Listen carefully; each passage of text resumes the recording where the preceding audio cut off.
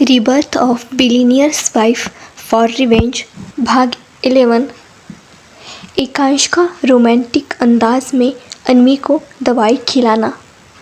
अब तक अन्वी को अंदर से बहुत खुशी होती है अनीशा के मुंह से सॉरी सुन के, लेकिन फिर वो भी थोड़ी दुखी होने की एक्टिंग करते हुए बोलती है, कोई नहीं अनीशा, तुम्हें अपनी गलती का एहसास है, वही मेरे लिए काफ़ी है। अनीशा को बहुत गुस्सा आता है। वो बस एक फीकी सी स्माइल देके कमरे से बाहर चली जाती है बिना किसी को कुछ बोले। रोहिणी अनीशा के पीछे जाती कि विक्रम जी उन्हें रोक देते हैं, इसलिए वो चाह के भी नहीं जा पाती। कुछ देर बाद विक्रम जी और रोहिणी जी भी चले जाते हैं अन्वी से मिलकर। रात हो चुकी थी। अनीशा गुस्से में एक बार में जाती है और ड्रिंक पे ड्रिंक पिए जा रही थी। उसे आज बहुत ही गुस्सा आ रहा था। वो गुस्से में बोलती है, अन्वी मुझे डांट सुनवाया ना, अब देखो मैं क्या करती हूँ। इतने में वो किसी को कॉल करके कुछ बोलती है। उधर से कुछ कहा जाता है तो उसे सुनकर अनीशा गुस्से से बोलती है, जितना कहा जाए उतना ही करो, समझे। वो मरता है तो मरने दो, फेंक दो उसे किसी कचरे के डब्बे में। इतना बोल अनीशा कॉल कट कर देती है और फिर से ड्रिंक करने लगती है। वो नशे में इतनी धुत हो गई थी कि उसे कुछ होश ही नहीं था। अब आगे। हॉस्पिटल के वार्ड के अंदर अन्वी बेड पे बैठी हुई थी और एकांश उसे डिनर करवा रहा था। अन्वी नाटक करते खाने में बार बार, तो वही एकांश उसे बड़े ही प्यार से मनाते हुए खाना खिला रहा था। कुछ देर बाद अन्वी का डिनर फिनिश होता है। एकांश उसे दवा खिलाने लगता है तो अन्वी का मुंह बन जाता है और वो एकांश से बोलती है, अभी मुझे नहीं खाना ये कड़वी दवाई। इतना बोल अन्वी क्यूट सा फेस बना लेती है।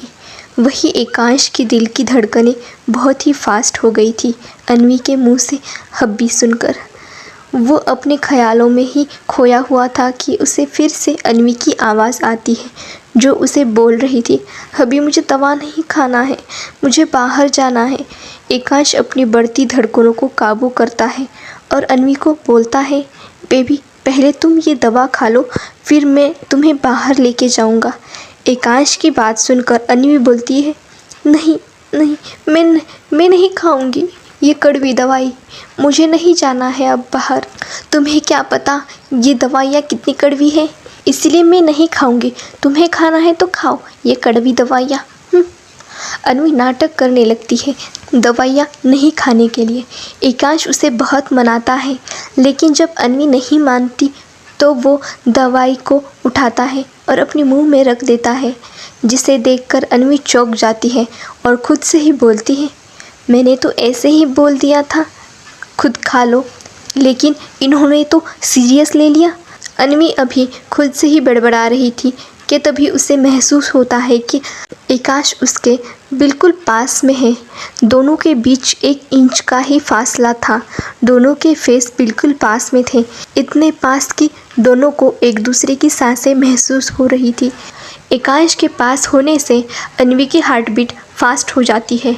वो अभी कुछ बोलती कि तभी उसका मुंह बंद हो जाता है, क्योंकि एकांश ने अपने होठ अन्वी के नरम होठों पे रख देता है, जिससे अन्वी की आंखें बड़ी बड़ी हो जाती है।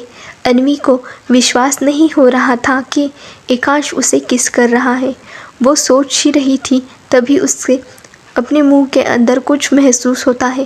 पहले तो उसे समझ नहीं आता, लेकिन जैसे ही वो समझते हैं कि वो क्या है तो अन्वी तुरंत एकांश से दूर होने की कोशिश करती है, लेकिन तब तक बहुत देर हो चुकी थी, क्योंकि एकांश ने अन्वी के मुंह में दवा डाल चुका था। दवा को निगलने के बाद जब अन्वी को लगता है कि अब एकांश अलग होने वाला है, तो वो जल्दी से एकांश का सिर पकड़ के वापस से किस कर लेती है। एकांश भी बहकने लगता है। दोनों काफ़ी टाइम तक एक दूसरे को किस करते हैं। फिर कुछ देर बाद एकांश और अन्वी अलग होते हैं। अन्वी लंबी लंबी सांसें ले रही थी, तो वही एकांश भी खुद को काबू करने की कोशिश कर रहा था। दोनों के कान लाल हो गए थे। अन्वी का फेस तो पूरा टमाटर जैसा लाल हो गया था। जब एकांश नॉर्मल होता है तो वो अन्वी से बोलता है, सॉरी मेरे ये इंटेंशन नहीं था। मैं बस तुम्हें दवा खिलाना चाहता था जो तुम्हें खानी ज़रूरी थी। प्लीज़ तुम मुझे गलत मत समझना। एकांश अन्वी को एक्सप्लेनेशन दे रहा था ताकि अन्वी उसे गलत ना समझे। वैसे भी कितने साल बाद आज अन्वी और उसका रिश्ता थोड़ा नॉर्मल हुआ था। वो नहीं चाहता था कि अन्वी उसे फिर से नाराज़ हो जाए या फिर उन दोनों के बीच फिर कोई गलतफहमी पैदा हो। इसलिए वो बार बार अन्वी को समझाने की कोशिश कर रहा था। वही अन्वी भी समझ रही थी कि एकांश क्या सोच रहा है। वो जल्दी से एकांश को शांत करवाते हुए बोलती है, मुझे पता है आप सिर्फ दवा खिलाना चाहते थे, लेकिन मैं ही थी जो खुद को कंट्रोल नहीं कर पाई। गलती मेरी है। शायद आपको मेरा यूँ आपको किस करना अच्छा नहीं लगा, इसलिए सॉरी। इतना बोल अन्वी उदास होने की एक्टिंग करने लगती है। Rebirth of billionaires wife for revenge भाग 12 पास्ट कन्फेशन और अन्वी की क्रिटिकल कंडीशन और अनीशा की अय्याशी। अब आगे एकांश अन्वी को उदास देखता है तो वो परेशान हो जाता है और तुरंत अपनी बात सही करते हुए बोलता है, अन्वी तुम गलत समझ रही हो। मेरे कहने का ये मतलब नहीं था। मुझे तुम्हारी हर चीज़ पसंद है सिवाय तुम्हारी आँखों में आंसू और तुम्हारा ये उदास चेहरा मैं नहीं देख सकता। इसलिए प्लीज़ तुम उदास मत हो। मैं तुम्हें ऐसे नहीं देख सकता हूँ। एकांश की बात सुनकर अन्वी बहुत इमोशनल हो जाती है। उसे बहुत रिग्रेट होता है अपने किए पे जो उसने पिछले जन्म में किए थे, जिसे सोचकर उसकी आंखों में रियल वाले आंसू आ जाते हैं। वो खुद को दोषी समझती है एकांश और अपनी बेबी के मौत का। अगर वो अपनी पिछली लाइफ में एकांश की बातों पर ट्रस्ट कर लेती तो उसका हंसता खेलता परिवार होता, लेकिन वो एकांश पे भरोसा ना करके अनीशा पे भरोसा की, जिसकी वजह से सब उसने बर्बाद कर दिया। जो इंसान उससे इतनी मोहब्बत करता था, जो उसके लिए अपनी रेपुटेशन की भी परवाह नहीं की, और उसने झूठा इल्ज़ाम भी अपने सर ले लिया। जिस इंसान के सामने लोग आँख उठा के बात नहीं करते थे, उनसे डरते थे, इतनी रिस्पेक्ट देते थे, उसी इंसान को लोगों ने क्या कुछ नहीं कहा, और इन सब की वजह वो थी। ना ही वो एकांश पे झूठा मोलेस्ट का इल्ज़ाम लगाती और ना ही एकांश को सबकी जिल्लत भरी बातें सुननी पड़ती। एकांश ने सब कुछ सहा उसके लिए, यहाँ तक कि उसने अपनी जान भी दे दी उसको बचाने के लिए। ये सब सोचकर अन्वी को बहुत रोना आता है। वो तुरंत एकांश को टाइट हक कर लेती है और रोते हुए बोलती है, I am sorry hubby, please मुझे माफ़ कर दो। मैं अब कभी वैसा नहीं करूँगी। प्लीज़ मुझे कभी छोड़ के मत जाना। मैं नहीं जी पाऊँगी आपके बिना। I love you so much, इतना कि मैं बता नहीं सकती। इतना बोल वो ज़ोर ज़ोर से रोने लगती है और एकांश को बहुत ही टाइटली हक कर लेती है। जैसे अगर थोड़ी भी लूज़ हुआ तो एकांश उससे दूर हो जाएगा। वो अब सोच भी नहीं सकती है कि एकांश के बिना वो सांसें भी कैसे लेगी। पिछली लाइफ के बारे में सोचकर वो बहुत ही घबरा जाती है। वो अंधेरा कमरा, अनीशा के टॉर्चर्स और उन सभी गुंडों की हवस भरी नज़रें, उनका उसे यहाँ वहाँ टच करना, ये सब सोचकर वो कांपने लगती है। उसका वो चिल्लाना, बार बार छोड़ने के लिए भीख मांगना, सभी उसके आंखों के सामने आने लगता है, जिसे सोच सोचकर अन्वी को सांस लेने में प्रॉब्लम होने लगती है। अपनी पिछली लाइफ की दर्द भरी यादें याद करके उसकी तबीयत ख़राब होने लगती है। वो सहन नहीं कर पाती है। उसकी आंखें बंद हो जाती है, उसका शरीर एकदम लूज़ हो जाता है। वही एकांश जो अन्वी के कन्फेशन सुन रहा था एकदम स्तब्ध हो जाता है, मानो उसे यकीन ही नहीं हो रहा था कि अन्वी उसे अपना प्यार कन्फेस कर रही है। वह अभी शॉक ही था कि तभी उसे महसूस होता है कि अन्वी की बॉडी एकदम लूज़ हो चुकी थी, जो कब से उसे टाइटली हग किए हुए थी। एकांश अन्वी को देखता है जिसकी आंखें बंद थी और बॉडी एकदम लूज़ हो रखी थी, जैसे उसमें जान ही नहीं बची हो। ये देखकर वो घबरा जाता है और अन्वी को अच्छे से टाइटली पकड़ के चिल्लाते हुए ज़ोर से डॉक्टर को आवाज़ लगाता है, डॉक्टर डॉक्टर। फिर अन्वी को अपनी बाहों में जकड़ते हुए बोलता है, जान प्लीज़ तुम अपनी आँखें खोलो, मैं भी तुमसे बहुत प्यार करता हूँ।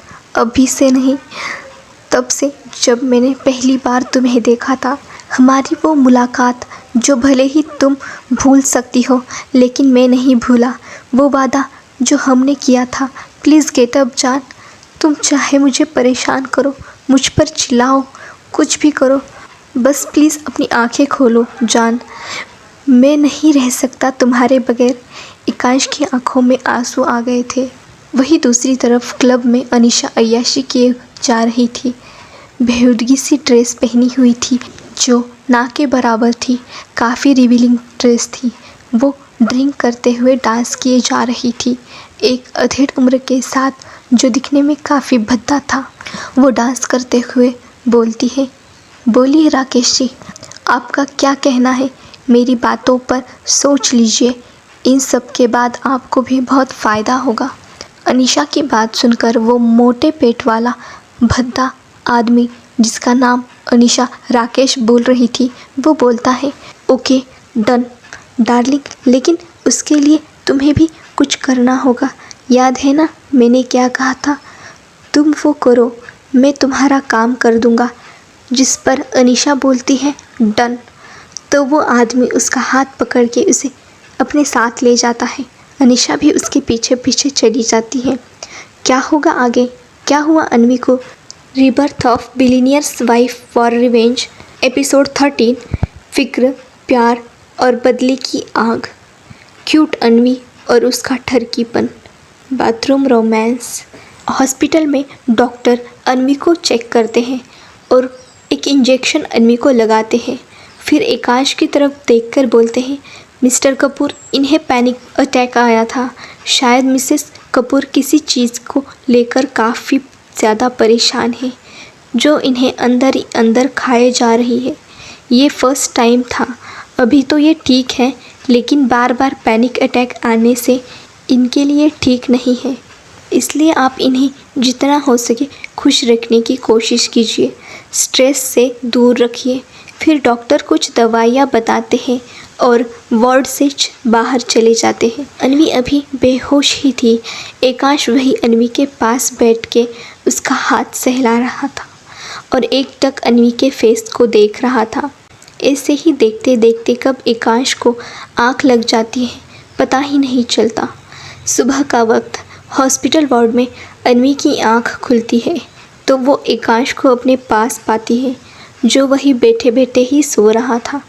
एकांश का फेस अन्वी के सामने था। अन्वी बड़े ही प्यार से एकांश के फेस को देख रही थी और अपने हाथों से हल्के हल्के एकांश के फेस को टच कर रही थी, जिससे एकांश की नींद भी खुल जाती है और वो तुरंत उठ के अन्वी को चेक करने लगता है और बोलता है, अन्वी तुम ठीक हो ना? तुम्हें पता है मैं कितना डर गया था तुम्हारी हालत देखकर। इतना बोल वो अन्वी को टाइट हग कर लेता है।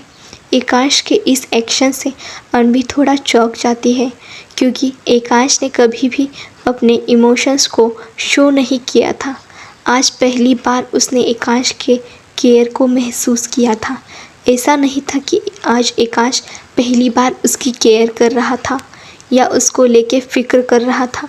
पहले भी एकांश उसकी केयर करता था, उसको लेके काफ़ी फ़िक्र भी करता था, चाहे फिर अभी हो या पास्ट लाइफ में। लेकिन तब उसे एकांश का केयर बिहेवियर एक नाटक लग रहा था और वो उसे काफ़ी इरिटेटिंग समझती थी और एकांश के हर चीज़ से चिढ़ती थी।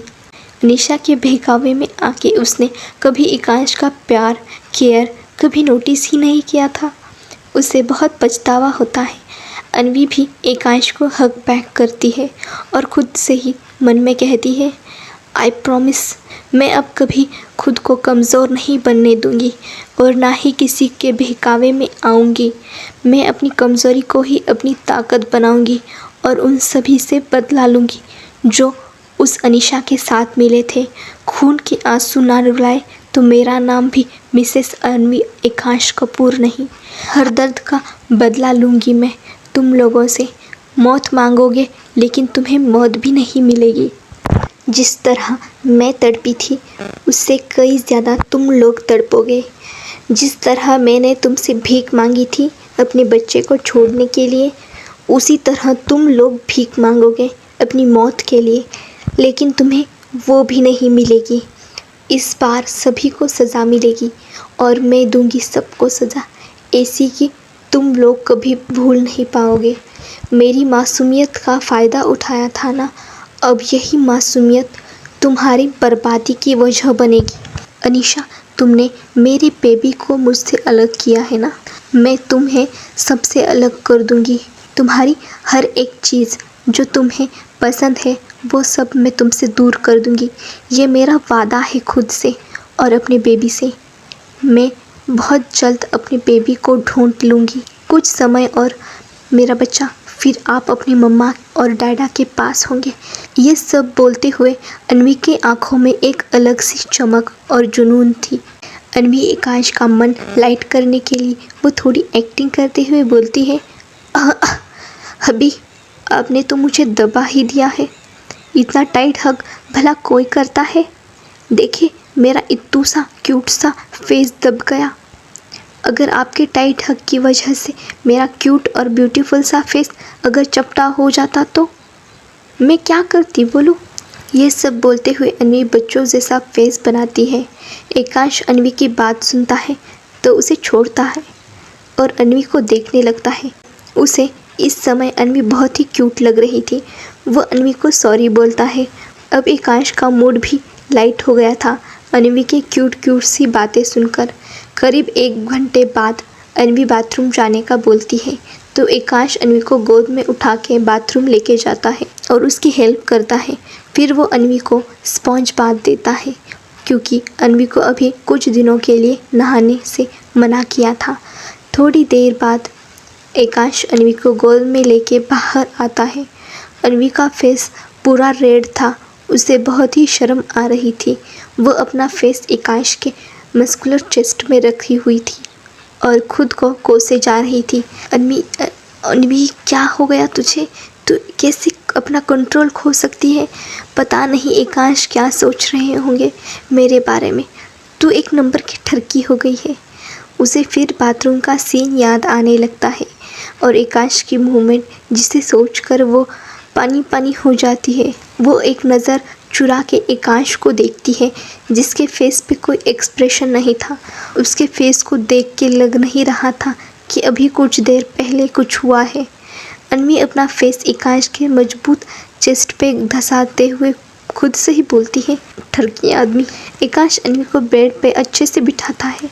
गर्मा गर्म सूप उसे पिलाने लगता है जो उसने अभी कुछ देर पहले मंगवाया था।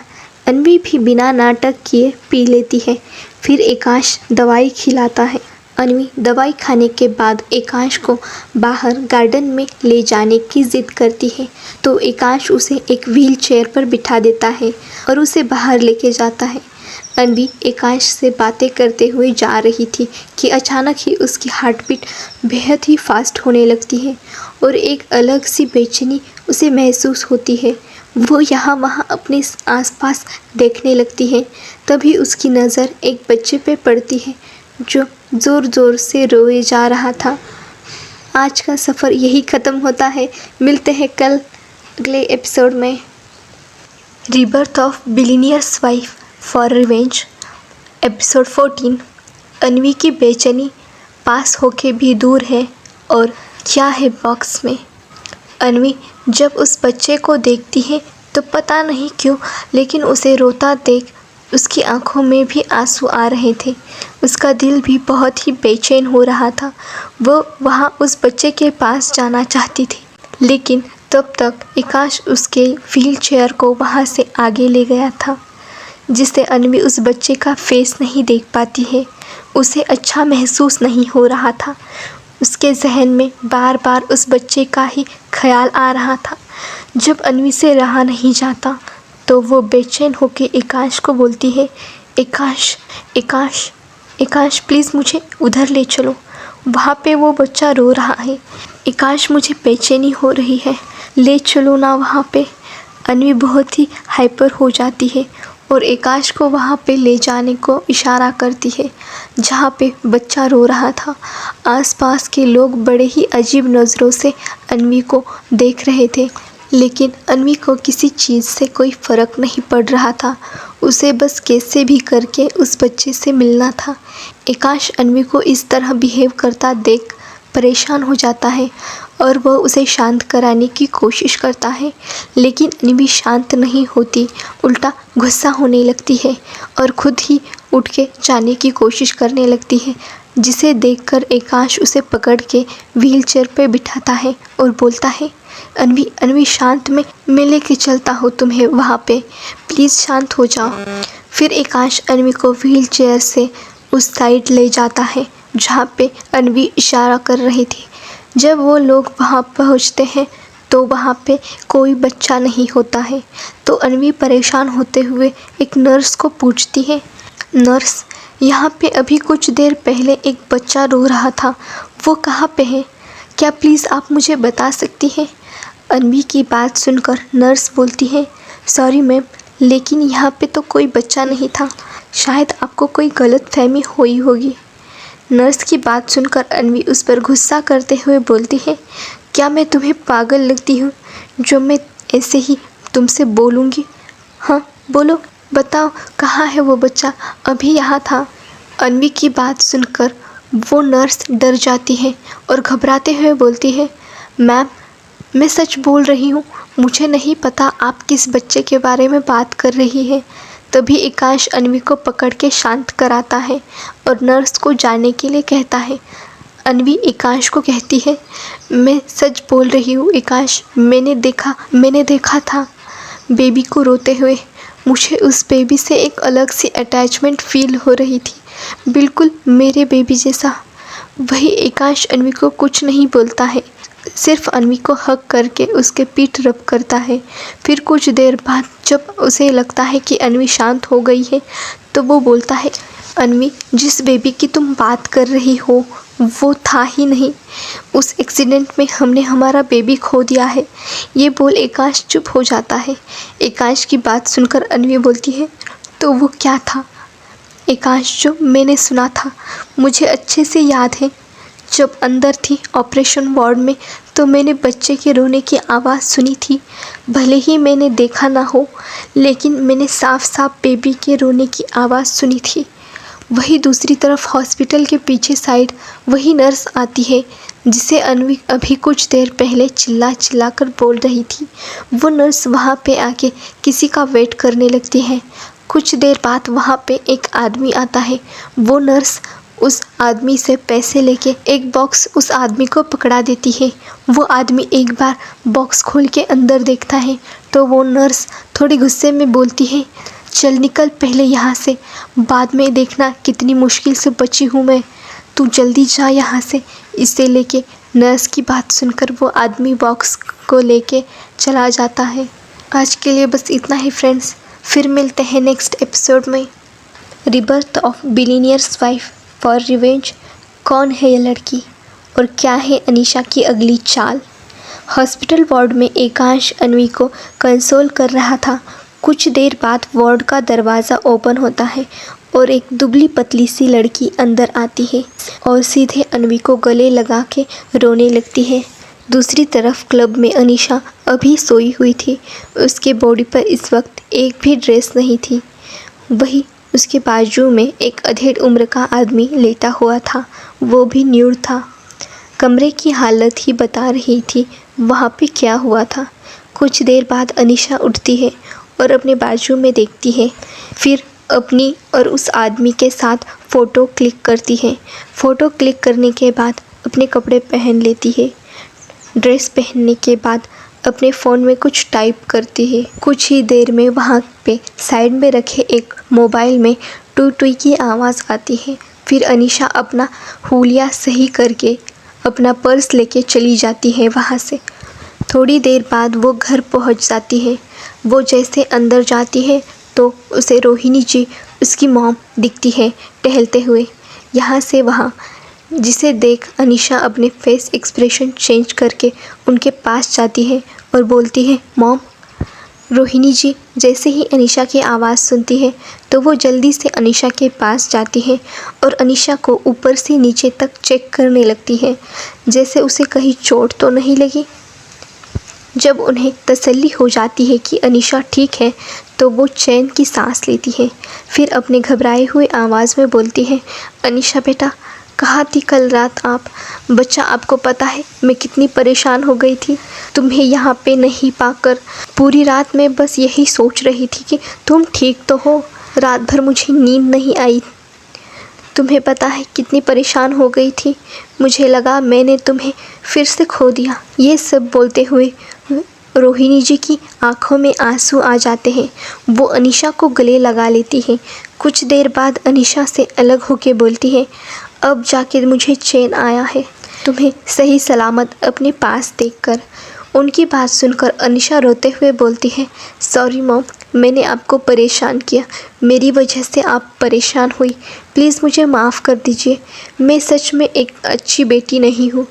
डैड ने सही किया मेरे साथ। मैं यही डिज़र्व करती हूँ।